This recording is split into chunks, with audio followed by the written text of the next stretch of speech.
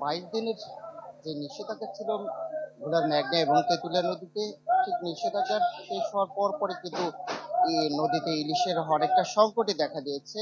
আমরা এখানে যে মৎস্য অবতরণ কেন্দ্র রয়েছে, এটি হচ্ছে ভোলার সদর উপজেলার তুলাতুলি মৎস্য অবতরণ কেন্দ্র। আমি যদি একটু দেখানোর চেষ্টা করি, এখানে যে আমরা সকাল থেকে ঘুরে ঘুরে দেখেছি প্রতিটা মাছঘাটই, বিশেষ করে যে সকল ক্রেতা বিক্রেতা আছে তারা হয়তো অন্যান্য মাছের প্রতি কিছুটা ঝুঁকছে, কারণ এই ইলিশের সরবরাহ একেবারেই কম বলে চলে।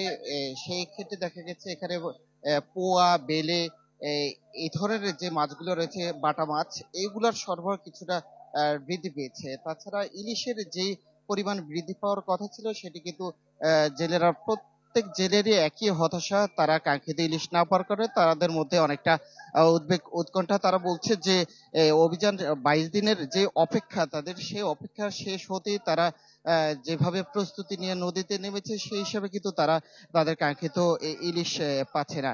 এই বিষয়গুলো নিয়ে কিন্তু আমরা একাধিক জেলে এবং মৎস্য ব্যবসায়ীর সাথে কথা বলেছি।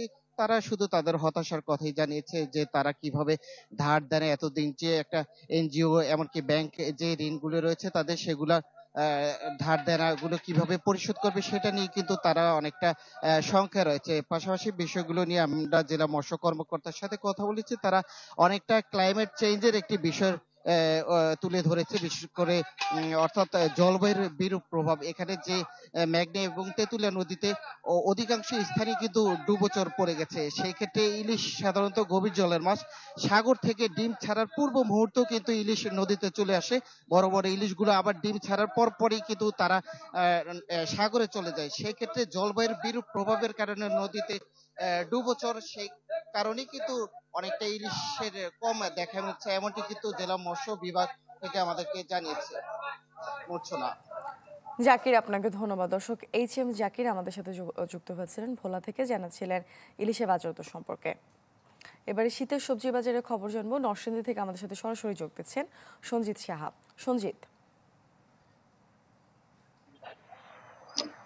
মূর্ছনা, নরসিংদীতে কিন্তু সবজির বাজারের দাম দরে যে বিষয়টা, সে বিষয়ে কিন্তু ভোক্তাদের জন্য খুব একটা সুখবর নেই। কারণ আমরা বাজার ঘুরে যেটা দেখতে পেয়েছি যে নরসিংদীর যে সবজি সমারোহ রয়েছে, তবে কিন্তু সবজির দাম কিন্তু অনেকটাই হাতের নাগালের বাইরে। সাধারণ মানুষ যে বিষয়টি বলছে যে আসলে সকল ধরনের সবজি বাজারে সরবরাহ রয়েছে, কিন্তু দাম সবগুলার দামই কিন্তু কেজি প্রতি 20 থেকে 30 টাকা করে বেশি। আমরা যদি বাজারের দামগুলি আপনাদেরকে জানাতে চাই, আপনার আজকের বাজারে পটল যেটি বিক্রি হচ্ছে সেটি 100 টাকা বিক্রি হচ্ছে, কাঁকরোল 90 টাকা, কইডা বিক্রি হচ্ছে 80 টাকা, কাঁকরোল যেটি রয়েছে সেটিও কিন্তু 100 টাকা বিক্রি হচ্ছে, কুমড়ো এক চির বিক্রি হচ্ছে 20 থেকে 25 টাকা।